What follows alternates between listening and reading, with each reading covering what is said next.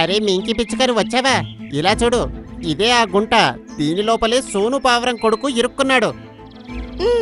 చూస్తుంటే ఇది చాలా చిన్నగా ఉంది, కానీ ఒక పిల్లాడి ప్రాణాలు కాపాడటానికి నేను ఈ రిస్క్ ఖచ్చితంగా తీసుకోవాల్సిందే. అలా అని మింకీ పిచ్చుక ఒక్క క్షణం కూడా ఆలోచించకుండా ఆ గుంట లోపలికి వెళ్ళింది. అది లోపలికి వెళ్లిన తరువాత పక్షులన్నీ అది బయటికెప్పుడొస్తుందా అని ఎదురు చూస్తున్నాయి. మింకు పిచ్చుక, నువ్వు బాగానే ఉన్నావా? నీకు చింకు కనిపించాడా లేదా? గ్రీన్లాండ్ అడవిలో మింకీ పిచ్చుక అన్ని జంతువులు ఇష్టపడే పిచ్చుక. ఎందుకంటే అడవి మొత్తంలో దానిలాంటి పిచ్చుక ఎక్కడా లేదు. ఒకరోజు మింకీ పిచ్చుక దాని గూటిలో కూర్చుని ఉంది. అప్పుడే సోను పావురం దాని దగ్గరకు వచ్చింది. మింకి చెల్లి, నాకు నీ సహాయం కావాలి. నా కొడుకు చింకుకి ఎగరడం కూడా రాదు. తను ఆడుకుంటూ ఒక గుంతలోకి పడ్డాడు. ఆ గుంత చాలా లోతుగా ఉంది, కానీ దాని ద్వారం చాలా చిన్నగా ఉంది. నేను కూడా అందులోకి దూరలేకపోతున్నాను, కానీ నాకెందుకో నువ్వు అందులోకి దూరగలవనిపిస్తుంది. అలాగే నా చింకుని నువ్వు బయటికి తీయగలవనిపిస్తుంది. అలా అయితే మరి ఆలస్యం ఎందుకు? పద, నేను కూడా ఇప్పుడే వస్తాను.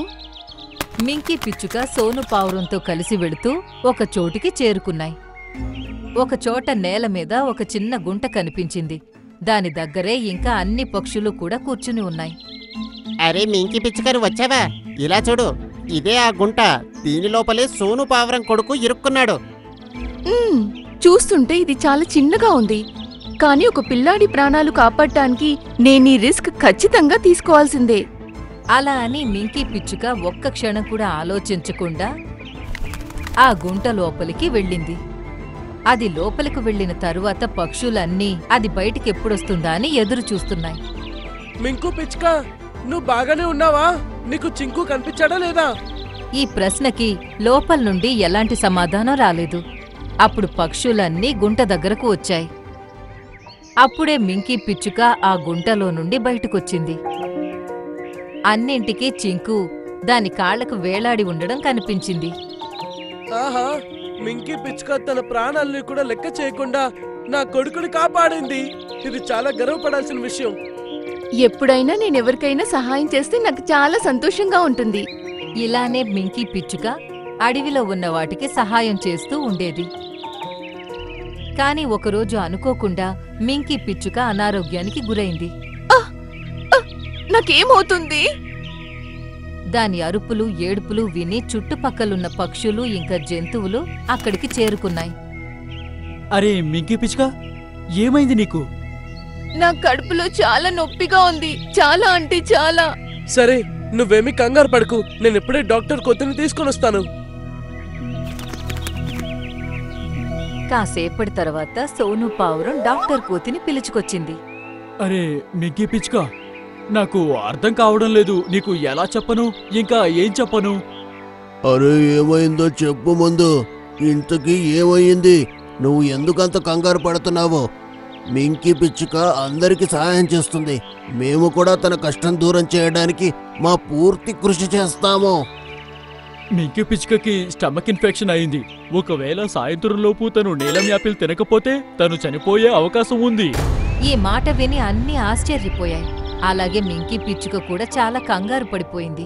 ఒకవేళ నీలం ఆపిల్ తింటే తగ్గిపోతుందంటే నేను మింకీ పిచ్చుక కోసం తీసుకొస్తాను. ఆ చెట్టు ఎక్కడుందో నాకు బాగా తెలుసు. నువ్వెందుకు మమ్మల్ని భయపడుతున్నావు? నేను ఇలా ఎందుకంటున్నానంటే, మనుషులు మన అడవిలో 100 చెట్లు నరికారు. అప్పుడు నీలం యాపిల్ ఉంటే దాన్ని కూడా నరికేశారు. అందుకే ఇప్పుడు అది దొరకడం అసాధ్యం. ఈ విషయం విని అన్నీ చాలా నిరాశపడ్డాయి. ఇంకా మింకీ పిచ్చుకని జాలిగా చూడ్డం మొదలుపెట్టాయి. ఇంతలోనే అక్కడికి చోటు కుందేలు వచ్చింది. నొప్పొస్తుంది. అరే చోటు కుందేలు, నీ కళ్ళకి ఏమైంది? ఈరోజు ఉదయమే నా కళ్ళల్లో ఏదో పడింది. దానివల్ల నా కళ్ళు తెరుచుకోవడం లేదు. కళ్ళు తెరవాలంటే నొప్పొస్తుంది. నాకు తెలిసి నీ కళ్ళల్లో జిల్లేడు చెట్టు పాలు పడ్డాయనుకుంటున్నాను. మరిప్పుడు ఎలా నయమైపోతుంది? నాకు తెలిసినంతవరకు నల్లకొండల కింద భాగంలో ఒక మొక్క ఉంది. దానికి పచ్చరంగు పూలు పూస్తాయి. ఒకవేళ ఆ పువ్వు నుండి ఒక ఆకు తీసుకొని ఆ రసం నీ కళ్ళల్లో పిండితే నీ కళ్ళు బాగైపోతాయి. ఒకవేళ అలా చేయకపోతే నీ కళ్ళతో పాటు నీ చెవులు ఇంకా బుర్ర కూడా పాడైపోతాయి. కానీ నల్ల కొండల కింద అయితే చాలా చీకటిగా ఉంటుంది. అక్కడైతే అసలు పగటి పూట కనిపించదు. అలాంటప్పుడు నా కోసం ఎవరు తీసుకొస్తారు? ఈ పని నేను చేస్తాను. అరే మింకీ, నీ ఆరోగ్యం ముందే బాగాలేదు కదా, నువ్వు ఈ పని ఎలా చేయగలవు? ఏం పర్వాలేదు, నా దగ్గర రాత్రి వరకు సమయం ఉంది. నేను చనిపోయే ముందు చోటు కుందేలుకి ఎలాగైనా కొత్త జీవితం ప్రసాదించి వెళ్తాను. దాని మాట విని జంతువులన్నింటి కళ్ళల్లో నీళ్లు వచ్చాయి. ఇంకా మింకీ పిచ్చుక అక్కడి నుండి నల్లకొండల వైపుకు బయలుదేరింది. 1 గంట ప్రయాణం చేసిన తరువాత దానికి నల్లకొండలు కనిపించాయి. నా కడుపులో చాలా నొప్పిగా ఉంది. అయ్యో దేవుడా, కనీసం నేను ఈ చివరి పని పూర్తి చేసేలా చూడు. ఆ తర్వాత నన్ను నీ దగ్గరికి రప్పించుకో. అది ఎంతో ధైర్యం చేసి నల్లకొండల ఒక కింద భాగానికి చేరుకుని అటూ ఇటూ చూడడం మొదలుపెట్టింది. ఇక్కడ ఎన్నో చెట్లు ఇంకా మొక్కలున్నాయి. నేనా పచ్చ కలరున్న మొక్కని ఎక్కడ వెతకాలి? దానికి నొప్పి ఉన్నా కానీ అది చాలాసేపటి వరకు వెతుకుతూ ఉంది. చివరికి దానికి ఆకుపచ్చ పువ్వులున్న మొక్క కనిపించింది. అది ఒక పువ్వు తీసుకుంది. కాని ఎప్పుడైతే అది దాన్ని తీసుకుని ఎగరడానికి ప్రయత్నించిందో దానికి నొప్పి ఎక్కువైంది. ఓరి భగవంతుడా, నాకు కొంచెం ధైర్యాన్నివ్వు. నేనింకా ఈ నొప్పిని భరించలేకపోతున్నాను. నేనీ పువ్వుని ఎలా తీసుకెళ్లగలను? కేవలం కాసేపటికైనా నా నొప్పిని తగ్గించు దేవుడా. అది నేల మీద కూర్చుని గట్టిగట్టిగా ఊపిరి పీల్చుకుంటుంది. దాని కళ్ళు మూతపడిపోతున్నాయి. ఎంతలోనే దాని దృష్టి ఎదురుగా ఉన్న చెట్టు మీద పడింది. దానికి నీలం రంగు యాపిల్స్ ఉన్నాయి. అరే, నీలం యాపిల్! ఇదే కదా నీలం యాపిల్?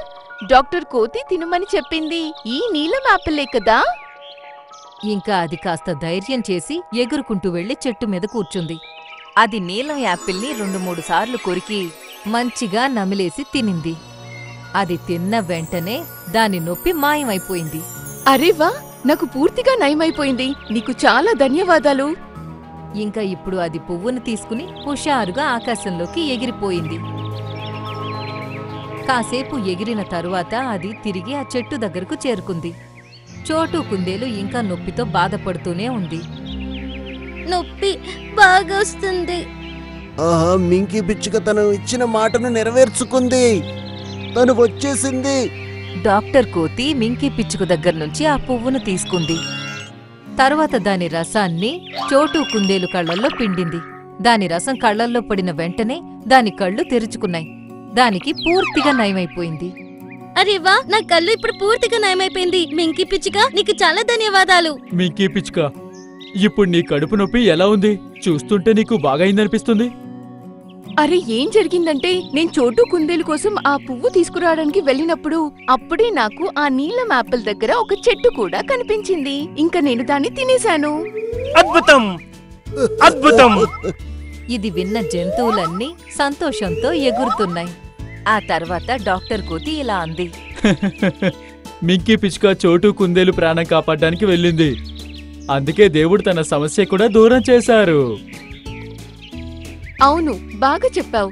ఎదుటి వాళ్ళ గురించి ఆలోచించి మంచి చేసే వాళ్ళకి దేవుడెప్పుడు కూడా వాళ్ళకి చెడు చెయ్యడు. ఊరి దేవుడా, వర్షం పడుతుంది. పెద్ద తుఫాన్ వచ్చేలా ఉంది. నాకేం చేయాలో అర్థం కావడం లేదు. ఇదిగో ఓ పిచ్చుక, ఇదిగో నిన్నే పిచ్చుక పిలిచేది.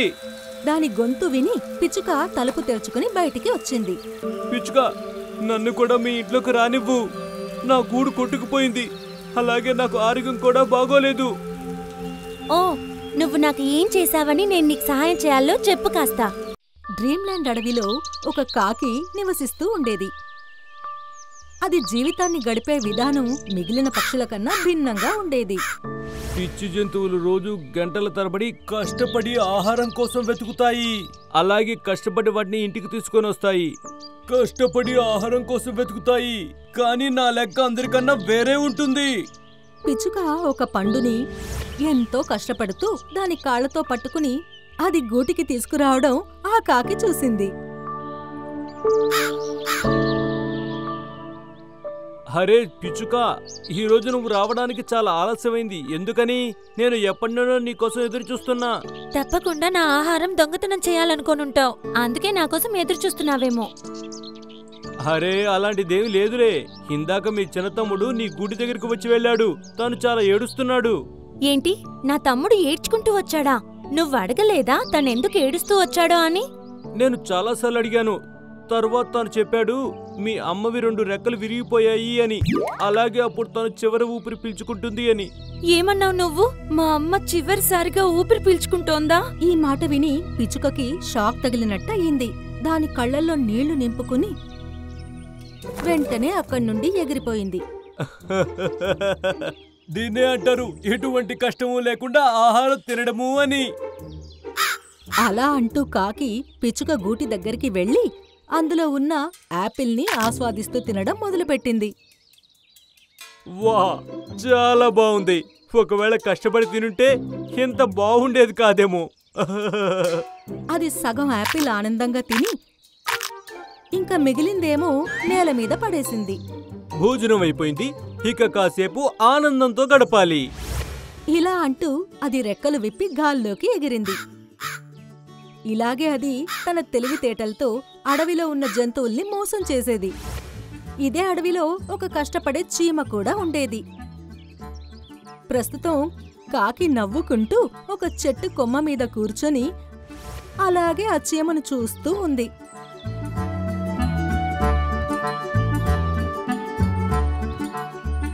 అయ్యో, ఈ శనగ ఎంత బరువుగా ఉందో! దీన్నిక్కడి వరకు తీసుకురావడంలో నా ప్రాణం పోయింది. చీమ ఆ శనగని కొంచెం తినింది. ఇప్పుడు దాని బరువు కాస్త తగ్గినట్టు అనిపించింది. ఆ తర్వాత అది మళ్ళీ ఆ శనగని తీసుకుని గుహ వైపుకి బయలుదేరింది. అరే అరే చిట్టి చీమ, నువ్వేం చేస్తున్నావు? నువ్వు నీ కడుపు నింపుకున్నావు కదా, మరి మిగిలిన దాన్ని నువ్వు ఎక్కడికని తీసుకెళ్తున్నావు? నేను రోజు సగం ఆహారం తింటాను, మిగతా సగం మిగిల్చుకొని మా ఇంట్లో పెట్టుకుంటాను. మా ఇల్లు ఈ గుహలో ఉంది. అసలు ఇదే పిచ్చి పని. అయినా సగం దాచుకొని పెట్టడం వల్ల లాభం ఏముంటుంది? దాన్ని మోసుకొని ఇంతవరకు తీసుకురావడంలో నీకు ఇబ్బందిగా ఉంది కదా. ఉంటుంది, కానీ మనం రేపు మంచిగా ఉండాలంటే ఈ రోజు కష్టపడక తప్పదు కదా. ఎవరికి తెలుసు, ముందు ముందు ఒకవేళ ఏదైనా ఇబ్బంది వచ్చి నేను ఆహారం కోసం వెళ్ళలేకపోతే అప్పుడు నేనేం తినాలి? నీ ఆలోచనలు అనవసరమైనవి. నాది మాత్రం ఒకటే రూల్, ఆనందంగా తినడం, మిగిలింది పడేయటం, అంతే. అలా అంటూ అది అక్కడి నుండి ఎగిరిపోయింది. ఇలాగే కొన్ని నెలలు గడిచిపోయాయి. అలాగే వర్షాకాలం వచ్చేసింది. ఒక పెద్ద తుఫాన్ రావడంతో పెద్ద పెద్ద చెట్లు కూడా కింద పడిపోయాయి. కేవలం లావుగా ఇంకా బలంగా ఉన్న చెట్లు మాత్రమే మిగిలాయి. కాకి దాని గూటిలో విశ్రాంతి తీసుకుంటోంది. ఎంత మంచి గాలి వీస్తుంది. నేను ఇలానే పడుకొని ఉంటాను. ఎవరైనా ద్రాక్ష పళ్ళు తెచ్చి నా నోట్లో పెడితే ఎంత బాగుంటుందో. ఇంతలోనే ఒక పెద్ద గాలి రావడంతో దాని గూడు చెట్టు మీద నుండి పడిపోయింది. అలాగే అది కూడా నేల మీదకొచ్చి పడిపోయింది. ఊరి దేవుడా, వర్షం పడుతుంది, పెద్ద తుఫాన్ వచ్చేలా ఉంది. నాకేం చేయాలో అర్థం కావడం లేదు. దాని గూడు నీళ్లల్లో కొట్టుకుపోవడం అది చూసింది. అలాగే మిగతా పక్షుల ఇల్లులు కూడా కొట్టుకుపోవడం అది చూసింది. ఇదేంటి ఇలా జరిగింది? నేను ఎప్పుడూ దీని గురించి ఆలోచించనే లేదు. వర్షం పెద్దగా పడడంతో అది ఎగరలేకపోతోంది.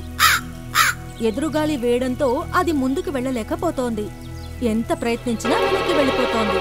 ఇప్పుడు నేను ఎవరినైనా సహాయం అడిగితే మంచిదేమో. ఇలా ఆలోచించి అది పిచ్చుక దగ్గరికి వెళ్ళింది. అది దాని తమ్ముడు చెక్కతో కట్టిన ఇంట్లో ఉంది. ఇదిగో ఓ పిచ్చుకా, ఇదిగో నిన్నే పిచ్చుకా పిలిచేది. దాని గొంతు విని పిచ్చుక తలుపు తెరుచుకుని బయటికి వచ్చింది. పిచ్చుకా, నన్ను కూడా మీ ఇంట్లోకి రానివ్వు. నా గూడు కొట్టుకుపోయింది, అలాగే నాకు ఆరోగ్యం కూడా బాగోలేదు. ఓ, నువ్వు నాకు ఏం చేశావని నేను నీకు సహాయం చేయాలో చెప్పు కాస్త. నేను కష్టాల్లో ఉన్నాను. నువ్వా రోజు మా అమ్మకి రెక్కలు విరిగిపోయాయని అబద్ధం చెప్పి నన్నెంత ఇబ్బంది పెట్టావు. నేను ఖాళీ కడుపుతో ఎగురుకుంటూ వెళ్ళాను. ఇప్పుడు నీకు అర్థమవుతుంది ఖాళీ కడుపుతో కష్టాలని ఎదుర్కోవడం, అలాగే కష్టపడి ఆహారం వెతుక్కోవడం ఎంత కష్టమో అని.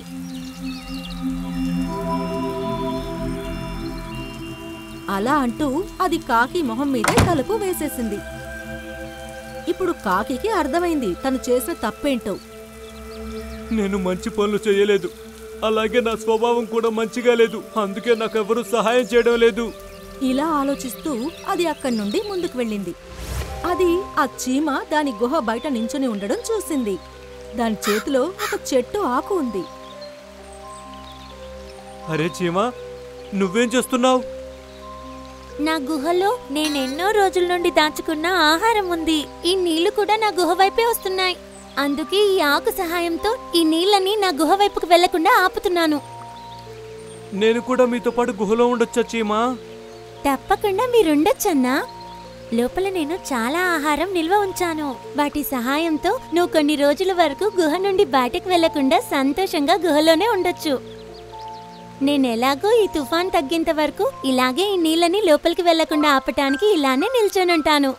చీమ అన్న ఈ మాటలు విని కాకి మనసు కరిగిపోయింది. నేను కనీసం నీకు ఒక్క సహాయం కూడా చేయలేదు, కానీ నువ్వేమో నీ గుహలో చోటిచ్చి నాకు ఆహారం కూడా ఇవ్వబోతున్నావు. నువ్వు ఎంత మంచిదానివి. మరింకేం చేయను కాకి అన్నా. నేనిది దాచిందే అందుకు కదా, కష్టాలలో పనికొస్తుందని. నేను తింటే ఏంటి, ఇంకెవరు తింటే ఏంటి? కష్టం అలాగే పెద్ద మనసు చూసి నాకు కూడా నీతో పాటు కష్టపడాలి అనిపిస్తుంది. ఇప్పుడు చూడు నేనేం చేస్తానో. అప్పుడు ఆ కాకి అక్కడి నుండి ఎగురుకుంటూ వెళ్లి ఒక రాయి తీసుకుని అక్కడికొచ్చింది. ఆ రాయిని చీమ ముందర పెట్టి మళ్ళీ ఎగురుకుంటూ వెళ్ళిపోయింది. అలాగే అది ఇంకో రాయిని కూడా తీసుకొచ్చి చీమ ముందర పెట్టింది. అలాగే అది కొన్ని గంటలు కష్టపడింది. ఎక్కడైతే చీమ ఆకు తీసుకుని నించునుందో అక్కడ చాలా రాళ్లు జమయ్యాయి. ఒక గోడ తయారయ్యింది. నీళ్లు దాన్ని తాకి ముందుకు వెళ్ళిపోతున్నాయి. భలే చేసావు కాకి అన్నా. మీరు చాలా పెద్ద గోడ కట్టేశారు. ఇంక ముందెప్పుడు ఈ గుహలోకి నీళ్ళెప్పటికీ రాలేవు. చీమ మాట విని కాకి చాలా సంతోషించింది. ఆ తర్వాత అవి రెండు గుహలోపలికి వెళ్లి భోజనం చేశాయి. చాలా ఆనందం వస్తుంది. ఒకవేళ కష్టపడకుండా ఆహారం తిని ఉంటే ఖచ్చితంగా ఇంత ఆనందం అయితే వచ్చి ఉండేది కాదు. కాకి ఈరోజు ఒక మంచి గుణపాఠం నేర్చుకుంది. మనం ఎప్పుడూ కష్టపడాలి, అలాగే ఎదుటి వాళ్లకు కూడా సహాయం చెయ్యాలి అని. అప్పుడే కష్ట సమయంలో మనం ఒంటరిగా అలాగే బలహీనంగా ఉండం.